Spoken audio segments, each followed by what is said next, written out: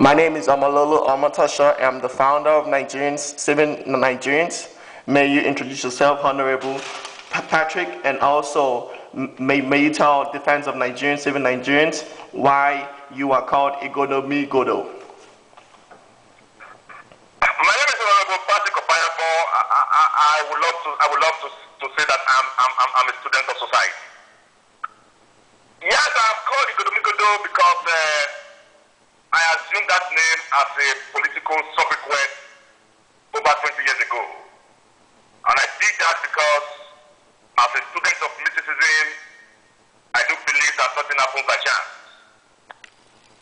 And if that is a divine law that nothing happens by chance, I said to myself, therefore, that it was not by accident that I was born a Benin man. And when I sought the face of God to give me the rare opportunity and privilege to serve my people in a public capacity, one of the promises I promised myself was that I was going to use such lacuna, if given the opportunity by the cosmic masters, to showcase the rich cultural heritage of the Benin pedigree. And the best way to start that, therefore, is to remember the successful ego, if you like, call it the source of origin of the Benin man. So many persons easily forget today that the first name by which the Benin man was known is Igodo Migodo. It was from Igodo Migodo that we transmuted to Ile Ubini, and it was from Ile Ubini that we further transmuted into Benin. So when I call myself Igodo Migodo, I am at one breath in synchrony with the ancestral progenitors of the Benin race. So Igodo Migodo Omololu is a political sobriquet to working in my subconscious mind where I came from, where I am today, and where I'm going to tomorrow. Okay. Do you think the total removal of fuel subsidy should be the priority of the Nigerian government? And if not, what issues should the Nigerian government face right now and in the near future to remove Nigeria from the situation it is right now? Let me first of all thank Nigerians, especially Nigerians in the diaspora, who rose up as one armada to say a capital rejectamenta to the Nigerian government when it attempted to withdraw the fuel subsidy regime on the 1st of January by this year. That was a very insensitive thing to do. That was a very irresponsible act of government, and I'm happy that Nigerians coalesced for the first time across board. There was nothing like ethnicity, there was nothing like tribalism, there was nothing like religion. All Nigerians spoke with one voice. And that is the kind of fighting spirit we must have to confront the government of the day from time to time. I pay glowing tribute to that spirit, and may the soul of Nigerians who lost their lives in that precious moment, may they not die in vain. Having said that, let me reiterate what I said at that time. And I can say so even from Mountain Olympus today, that the attempt by the government to remove the fuel subsidy regime, as far as I'm concerned, smacked up of purposelessness, smacked up of directionlessness, and smacked up of consciencelessness. And I don't say because the only reason government gave at that time was that a microscopic cabal had hijacked the fuel subsidy regime. And what is the essence of government? What is the quintessence of government? What is the mass legis of government? What is the quantity of government? If government with all the cohesive apparatus of state power agrees that the certain cabal we are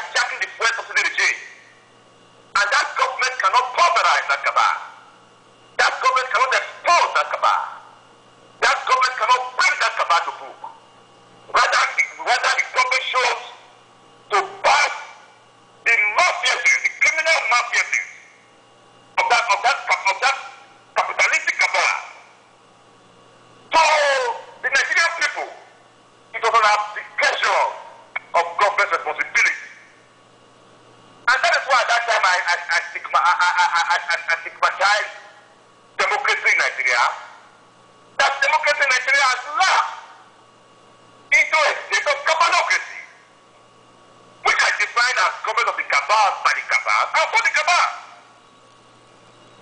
Because I did not see any reason, I still do not see any reason why the people will suffer for the capitalist malfeasance of a parasitic mercantile and rent-seeking oligarchy. I said no to the total withdrawal of the fuel subsidy at that time.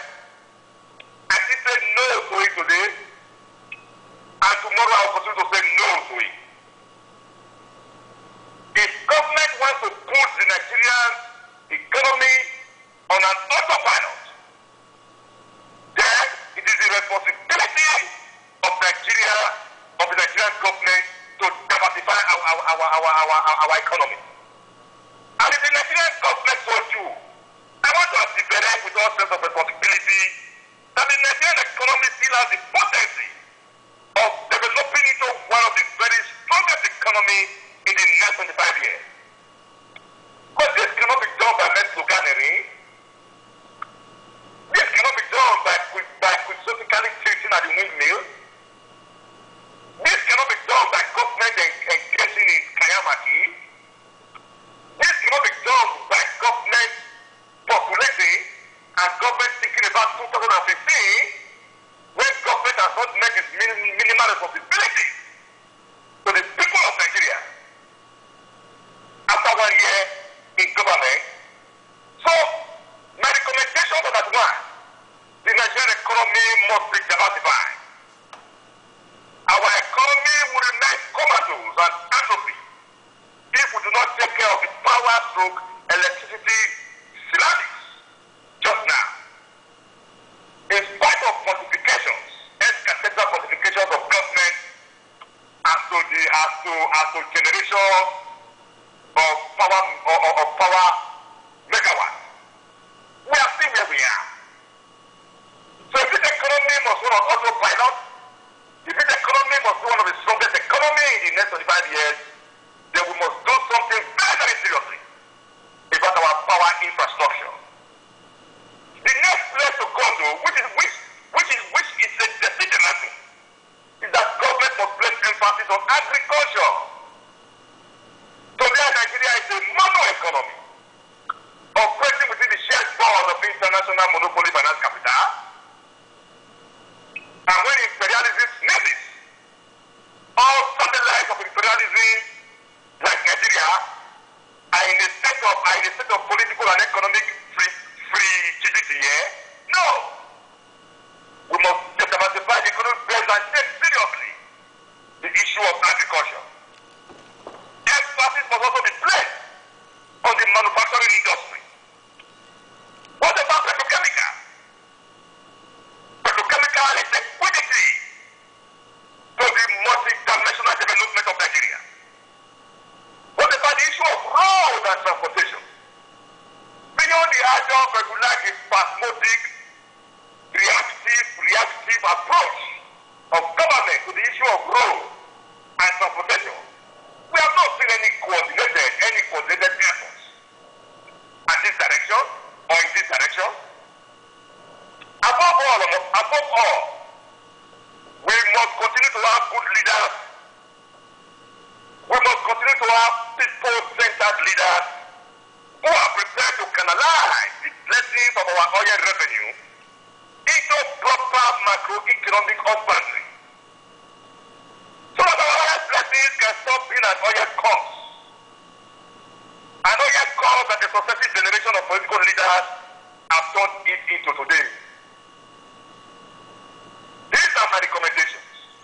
All right. Thank you for. All right. Thank you for those recommendations. We would like to ask you, what works have you been doing since you left the National Assembly? What positive works have you been doing since you left the National Assembly? And also, Nigerian youths worldwide want to see Nigeria develop. What advice, as an elder to Nigerian youths, do you have for us? in order for us to help Nigeria to develop?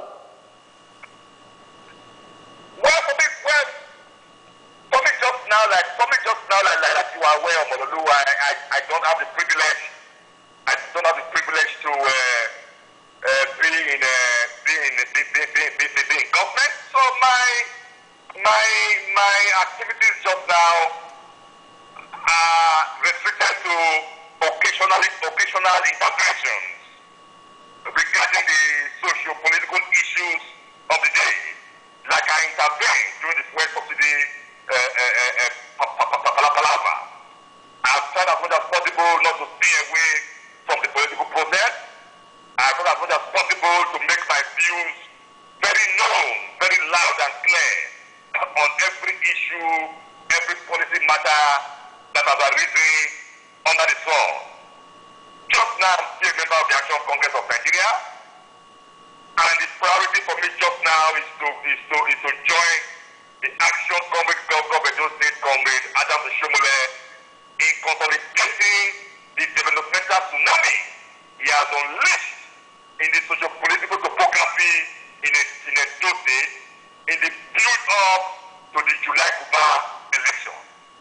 Just now, we are preparing for the governorship election in Edo State coming up in July, and thereafter we will take it from there. But I can assure you that we will continue to cry out. I can assure you that we will continue to intervene. I can assure you we will continue to write. I can assure you we will continue to speak. Just as you have given me the opportunity now to get my views on burning issues, we shall not run away and we shall not shy away from making our views known. That is all we can do just now, not being in government. But my advice to Nigerian youth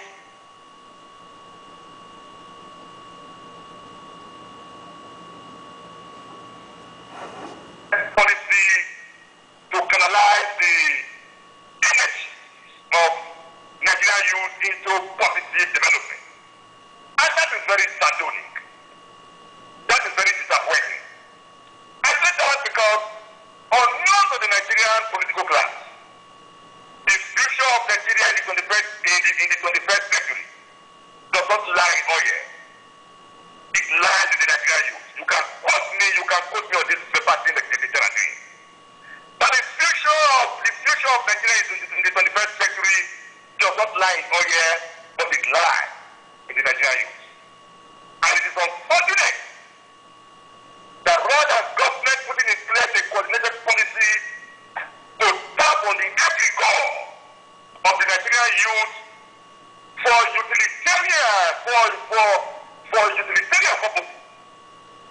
They have restricted our Nigerian youth to election rigor. They have restricted our Nigerian youth to political talks. And they have made our Nigerian youth to become apostles of political appreciation. It is the responsibility, therefore, of the Nigerian youth to say no to this. It is the responsibility of the Nigerian youth to be alive, to be alive to its responsibility. And that is why it sends me to the marrow of my bone. That the average Nigerian youth today engages in skyamaki, chasing shadows.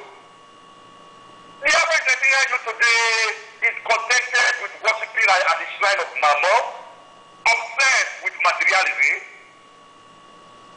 How old was Awolowo? How old was Dr. Benjamin Umke, Nnamdi Azikiwe? How old was the late Mokuku Okoye? How old was Raji Abdallah? How old was Sanya Onabakiro? How old was Aminu Kanu? When they staked their lives and died colonialism, when they staked their lives and fought for our independence, how old were these men?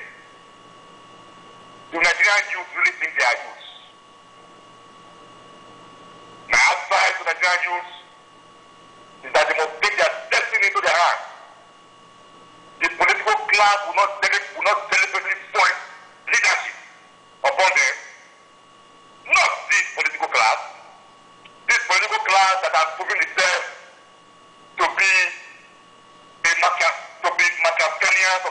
die, these political classes that are proving themselves to be political Freudian of the world die, of the flesh die, these political classes that are proving themselves to be political mephistophels of the flesh die, and these political classes are proving themselves what they like demonstrating to be political campaigns of the flesh die. No. This political class will not commit class suicide. The Nigerian youth must brace up to the historical duty of taking and rising up to leadership challenge. And they cannot do that except in the school themselves properly. That is my recommendation to the Nigerian youth. So do you believe the Nigerian youths have to stop, some of the Nigerian youths have to stop being political hallelujah boys? Do you believe that? Oh yes.